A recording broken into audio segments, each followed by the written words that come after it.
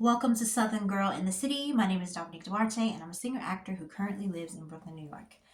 And today's podcast will be kind of an update because I haven't really given one in a minute. Um, I went to visit home in April for the first time in 4 years, and I'm originally from Memphis, Tennessee, and I went home to visit my parents as well as I got to see a lot of my friends, and it was really nice to see them because I haven't seen them in years, obviously. Um, and at one point, I really did think I was gonna move back home because I missed the people that I was friends with. And I had written down a list of all the friends that I made in Tennessee during the 3 years after I moved home from college. And I made a ton. And then I've been here for 10 years in New York, and it's just been really challenging to make friends. I have friends, I do, but yeah, considering that I've been here for 10 years, it's not as abundant as I would have thought. 10 years is a long time. But I do feel like my community is growing here. It is. It's just slow and steady, and it's not going to be um, as simple as it was in Tennessee. When I was in Tennessee, I was also performing all the time, so that was how I was meeting all those friends. You would think, oh, you grew up in Memphis, so surely that's why you had so many friends there. And I'm like, no. Most of the people I went to school with, I don't really have much contact with. So, most of the friends I made in Tennessee were post college, and there may be some people I went to high school with who I keep up on Facebook, but as far as like long term friend, there's one high school friend that I keep in contact with. I just talked to her today, but I never had a ton of high school friends. Most of my friends I made through theater and musicals when I was in Tennessee in opera, and those friends have been amazing. And I think part of the reason I thought about moving back home too was because I I had built a community, and I don't think I had realized it, but I had built this really amazing community in Memphis, and then I just moved. Um, but I moved because I wanted more opportunities, and Memphis just only provides so much. It's just not a ton of opportunities there.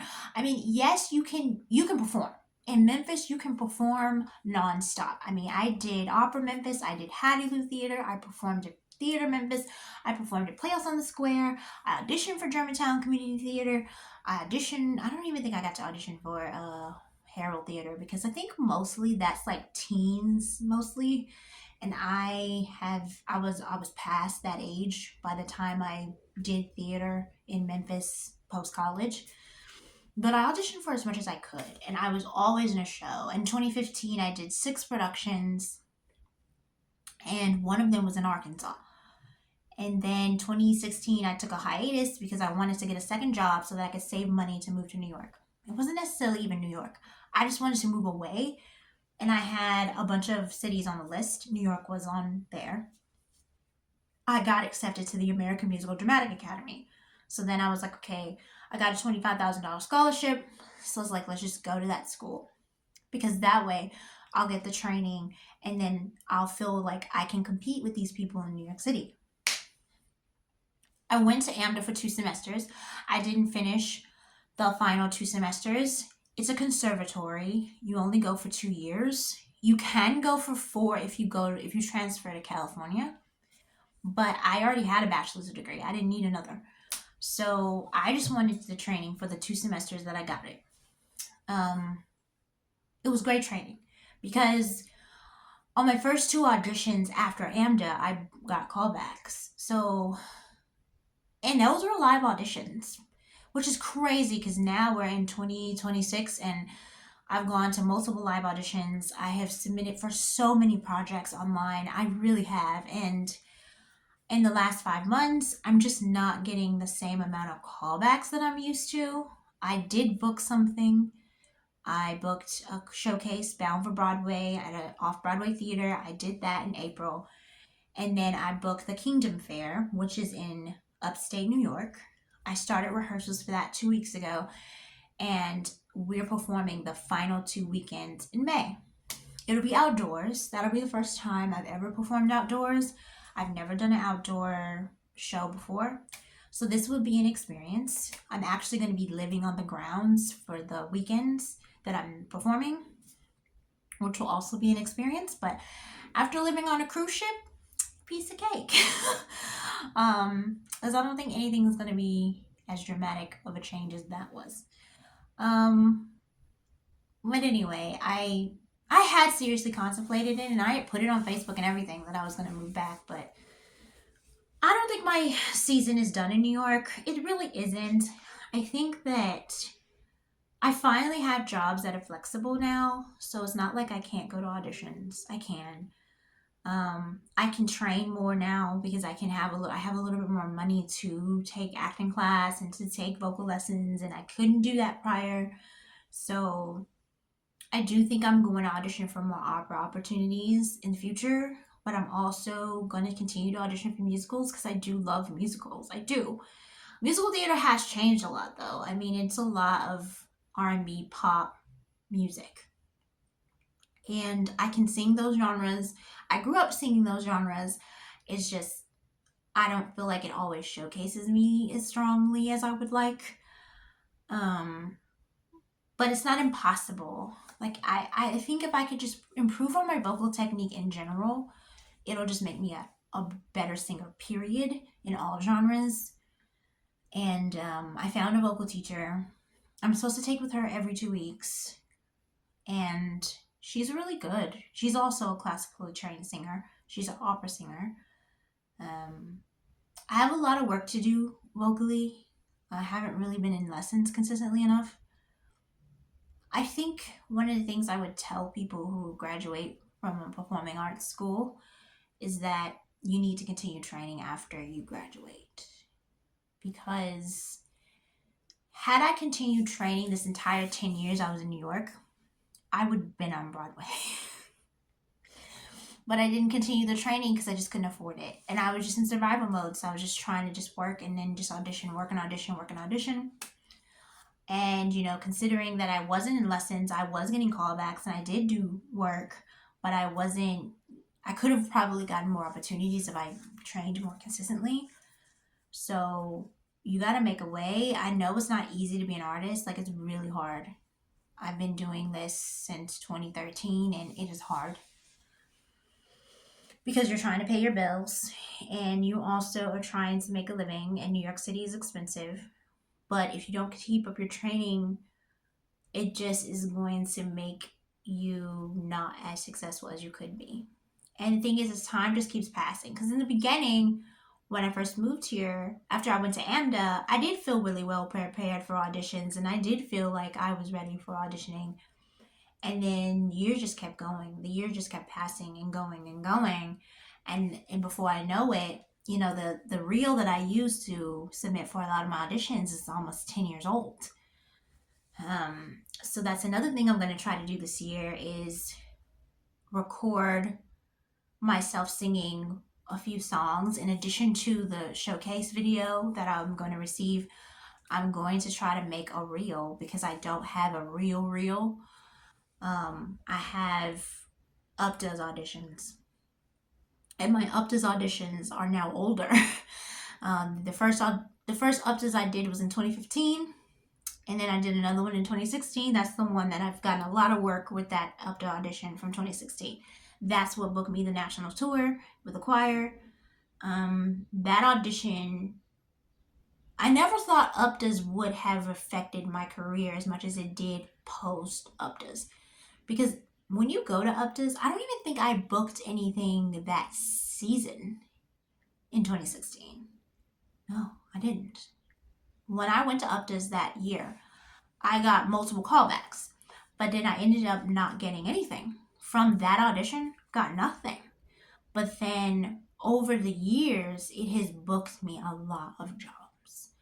So if you're in the beginning stages of your acting career, doing something like UPDA's is a really good idea. Because it can at least give you some footage. One of the most challenging parts of being a performer is getting footage of you on a stage. All of my productions I've been in have always been recorded. Every single thing has been recorded. But due to copyright, they are not allowed to give you much of the, they're not allowed to give you the footage.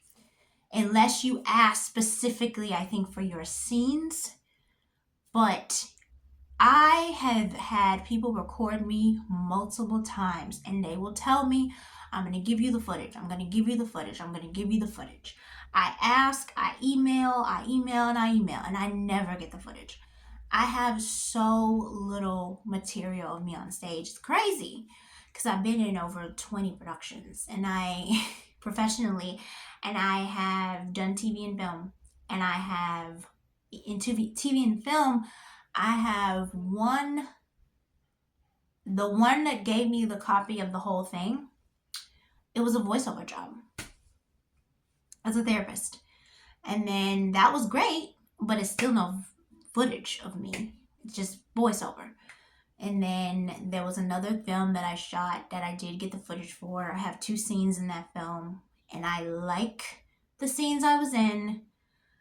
I could maybe try to edit that together to help make a reel as well. But at this point, the time is just moving because even that film was from like 2022 and it's already 2026. Also, when I did this showcase, they help link you with a talent agent. And then they told us the requirements that we needed for our it's this website called Actors Access. I feel like people are not familiar with any of this unless you're actually doing acting. But there's Backstage, there's Actors Access, there's casting networks. These are websites that you use to submit for acting jobs. And I prefer Backstage. I always have, because Backstage, you get to upload as much stuff as you want. You don't have to pay extra fees for it. You upload as much as you want and you pay for the year or you pay for the month. And I just think it's better. Actors Access, I just am not as familiar with it, and using it is really laborious to me. Not to mention that I think they make you pay extra for everything you upload.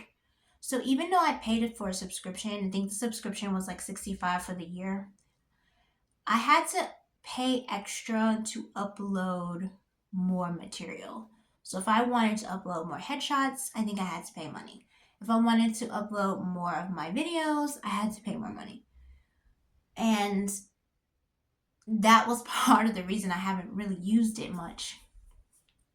But I found out from the showcase that you need to upload things on Actors Access, and it needs to be updated material, and it needs to be a significant amount of material. And now that I know that, I'm like, wow, no wonder I'm not getting signed for agents, or I'm not getting meetings for agencies, because agents use Actors Access more than they use Backstage. So even though I have a really nice setup with Backstage, and I have my account is very filled. They even consider me a pro on Backstage at this point because I have booked several credits through it. But Actors Access is what a lot of agents use. And I need to get my materials more updated so that I can maybe get more representation, more opportunities to get representation.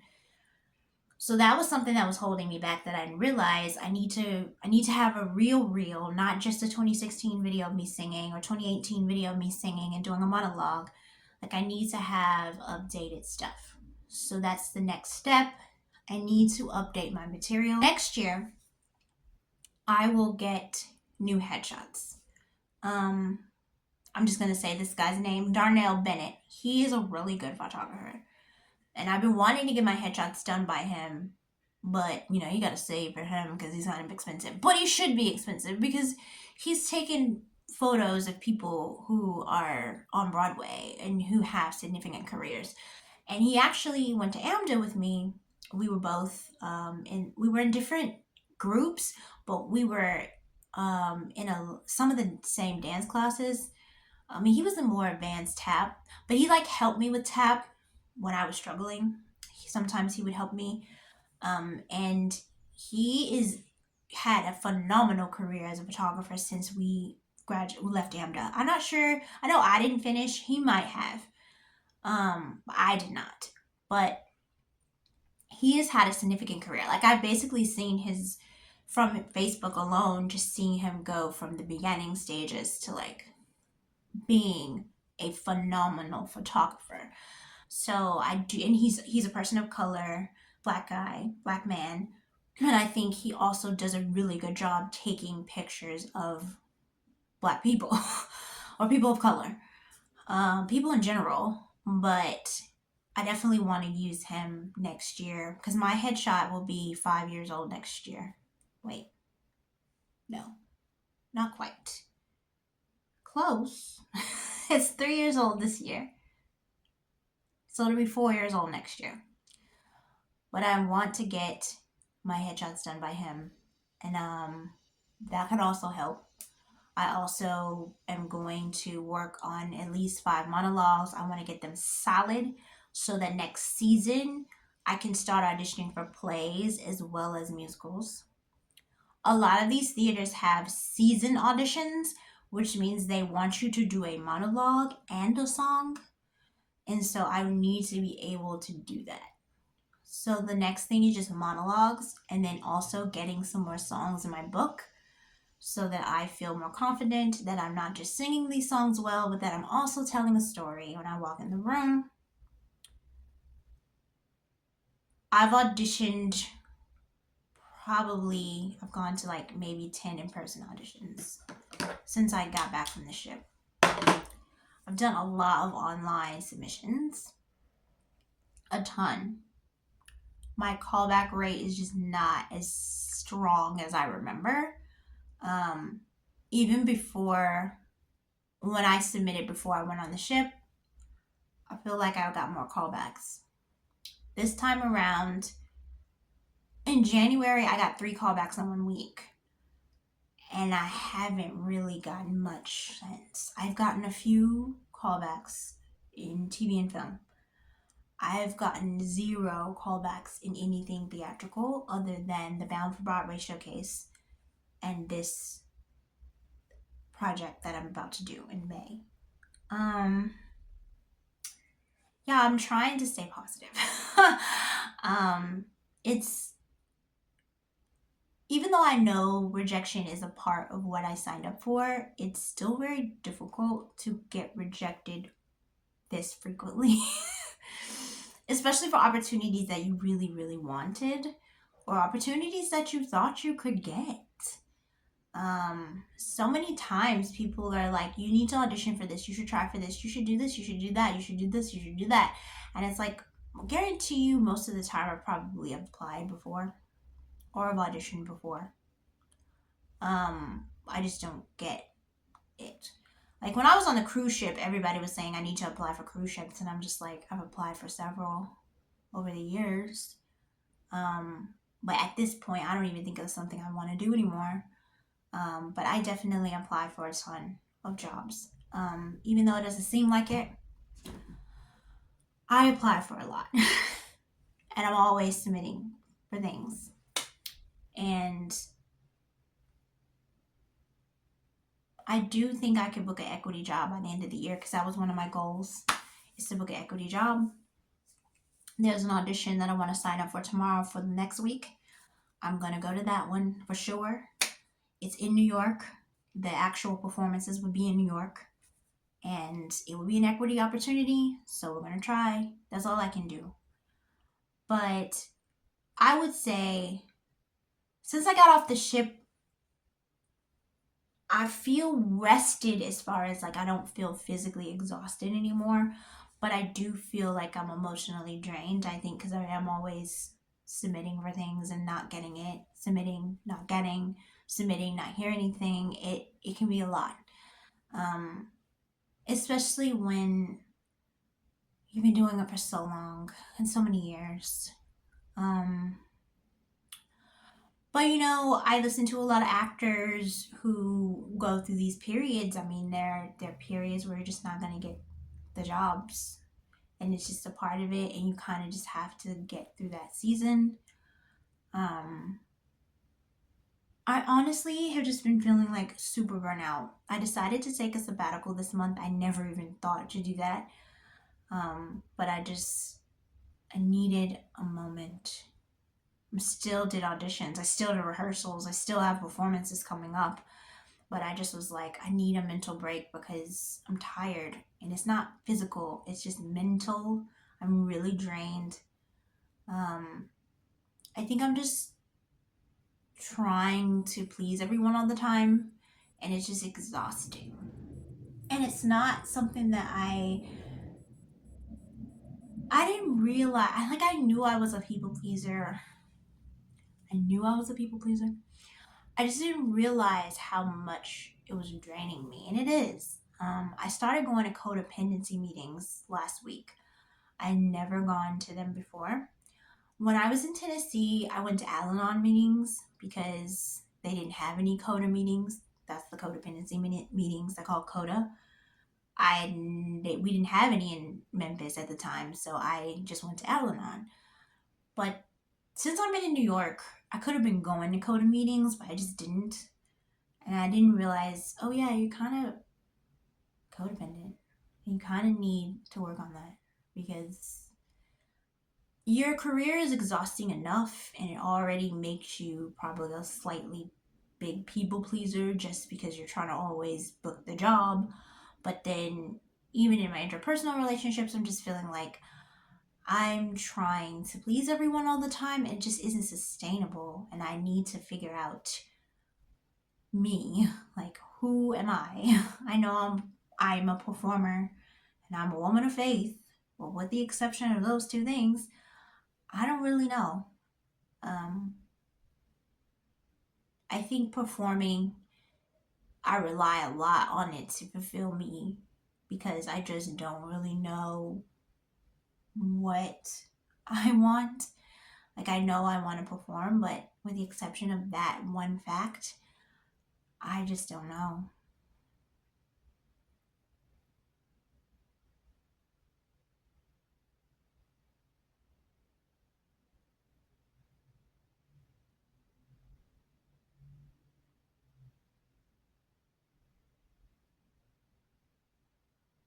And I can't even give advice on how to figure out who you are because it's like, I don't know.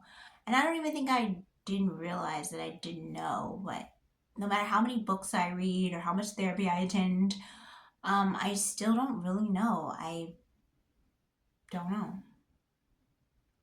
I try to be a decent human, like, because that's what I like to be. But if I'm honest, I don't really know. I feel like I don't really know what brings me joy. I know I like to laugh and I can be very pleasant, but I also don't know how to find what brings me joy other than being on a stage. And I think that's the difference because when you're in the performing arts, you need to find things that bring you joy outside of performing because you're not always going to get to perform and you have to find ways to make yourself happy. And I'm just like, I don't know. I do what I can. I mean, I like to listen to music. That's pretty, that makes me joyful. I listen to podcasts. I need to figure out, I guess, more of what my interests are outside of performing. And maybe that's what the season is. Maybe that's not. Maybe why I'm not booking as much because maybe I also need to figure out my identity outside of the performing arts. Yeah. So that's the life update. I decided I'm staying in New York City. I'm going to stay because I don't think that I have finished my business here, but I do need to find ways to find joy in other ways because I'm not always going to be able to be on a stage. I can also create my own works, which is another thing people mention. Sometimes I do think that that is something that people throw easily. Like, oh, just create your own stuff. And it's like, okay, I can write my own stuff. The producing part is definitely the fearful part. Like, how am I going to produce this? How am I going to do that part? Um, but I'm going to write a one woman show. I was supposed to do it by May 1st. That was what the deadline I gave myself. It's probably going to be like July 1st. Um, but I will write a show. That is a promise. I just need to flesh out my ideas. Yeah. So I hope you have a lovely week. This has been Southern Girl in the City. I hope you have a wonderful day. Bye.